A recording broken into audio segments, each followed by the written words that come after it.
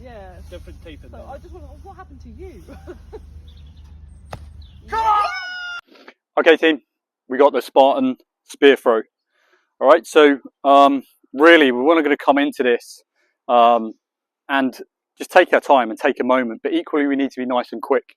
So first things first, we want to lean over, we want to grab the string, we want to pull it in. Okay, bearing in mind, yet again, early part of the day, the grass is going to be wet, the ground is going to be wet, and as we're dragging the spear across, then potentially the spear is going to be wet itself.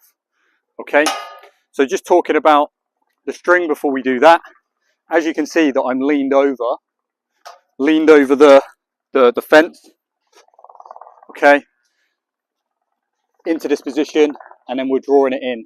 And as we're coming in here, you can see the string isn't getting raveled up. Okay, so we're pulling that out and placing that down. Key points here: make sure your foot isn't wrapped around the string. All right, make sure it's not tangled anywhere. Prop this up and then bring it across. There's a couple of options. You can keep the string detached, or some people actually like to have it attached. I'm not really too keen on this option here.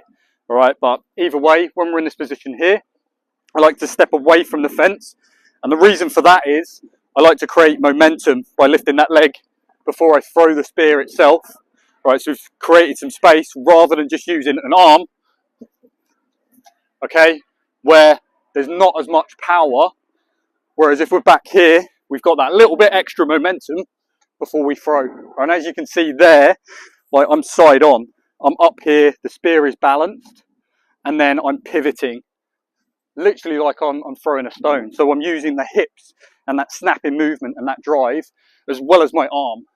I mean, fortunate enough from here, when I just threw it with my arm, I've got enough power, but typically not a lot of people have got enough power to actually do that. All right, so step away, step in, and then throw. Okay, so come in again one more time. So I've just approached, spear's normally stuck in there, it's on the ground, we're leaning over the fence, drawing the string,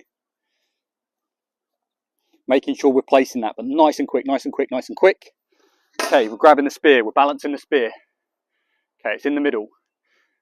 We're stepping away, we're looking at the target, we're stepping, and it's in, and we're off. Okay, so immediately we're off. Final point on this.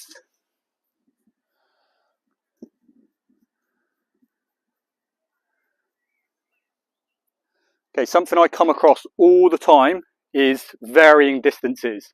Now in Spartan, it can be anywhere from 5 meters, right, which can be complicated. I've thrown it over the top of the hay bale before in like stadium races, and it's literally just been there, and you're like, how is that even possible? All right, but equally it could be all the way out to 15 meters, 20 meters.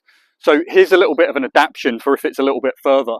Okay, yet again, makes sense to step away, because we're going to need to gain a little bit more ground before we do that. But when we're balancing the spear, we actually go a fist back. Okay, so now you can see it's unbalanced, but this will completely change the trajectory of what we're doing. Okay, so it goes up and higher and then in and down versus it going straight in. Okay, so just bear that in mind. If the distance is a little bit more, have faith, step back, go back a fist, and then it should go in. Okay. One thing you can't prepare for is it falling out like that at the end. Okay, it typically will happen. Things I see going wrong with people is just having a bit of a moan about it. All right, either way, you have to run on the spear. One, because you've hit it, or two, because it's fallen out or you've missed it. Take the penalty loop. You're going to cost yourself more time, effort, and energy by having a little bit of a moan about it. That's the Spartan spear. Hope you took some value. Catch you in the next training.